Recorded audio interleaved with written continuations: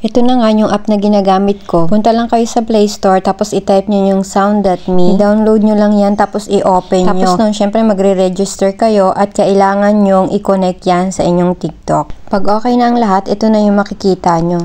Sa inbox, dun yung makikita kung meron kayong mga campaigns. Pero bago kayo mag-apply, tingnan nyo muna itong view instructions. Pag nabasa nyo na yung instructions at okay naman sa inyo, kaya nyong gawin, click apply. Tapos nyan, mapupunta na yan sa accepted at yun na yung mga campaigns na kailangan mong gawin. May deadline nga pala yan kaya kung kaya nyo, gawin nyo na kagad. Ipakita ko naman sa inyo kung paano kayo mag-paste ng link. Click view instruction, then open it in TikTok. Pagkatapos nyan, madadirect kayo sa TikTok app. Tapos nyan, makikita nyo na yung music, ready to use na siya. I-click nyo lang yan at mag-TikTok na kayo na normal. At kung meron na kayong mga videos sa inyong gallery, click upload. Ganyan kasi madalas yung ginagawa ko kasi ang dami kong video sa gallery ko na puro mukha ko.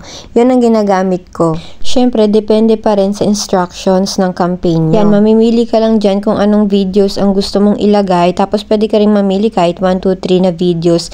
Tapos, i-drag mo na lang siya. Kumbaga, ikaw na bahalang mag-edit, no? Yung video na gusto mong kunin para sa campaign na yon. Ang importante, masundan nyo yung instructions kasi one time, hindi ko sinunod yung instruction, hindi nila ako in-accept. So, sayang naman yung dollars. Hindi nga pala ito sponsored. Pero gusto ko lang i-share sa inyo since madami nagtatanong sa akin sa comment section para ma-share ko na rin sa inyo at kumita na rin kayo dito. Please don't skip ads na lang para makatulong din kayo sa akin. Uy! Pagtapos na kayo mag-edit at okay na yung video nyo, click next. Tapos kayo nang bahala maglagay ng description, no? Minsan nagpapagamit sila ng hashtag or kaya naman maitatag kayo. So, ilagay nyo na lang yun. Bahala na kayo. Uy, diskarte nyo na yan. Tapos niyan, kung gusto nyo, pwede rin kayo mag-edit ng cover. Pag okay na kayo, click done and save. Tapos magantay lang kayo ng mga 15 years. Uy, hindi. Ang tagal nun. Pag okay na talaga kayo at wala na kayong gustong idagdag, click post. Siyempre, ipopost natin yan, no? Alam nga naman, ilagay mo sa draft, paano kakikita niyan.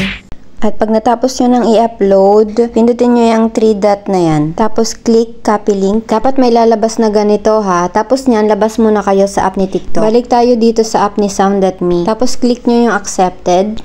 Tapos nyan, dito nyo na ipipaste yung link na kinapi natin galing sa TikTok. Tapos nyan, i-click nyo lang yung submit dyan sa baba. Tapos magiging submitted for review na siya. Syempre, i-reviewin nila yan kung ginawa mo talaga yung instructions na sinasabi nila. Diba? Pakita ko naman sa inyo yung earnings ko nung isang araw. At ito naman siya ngayon.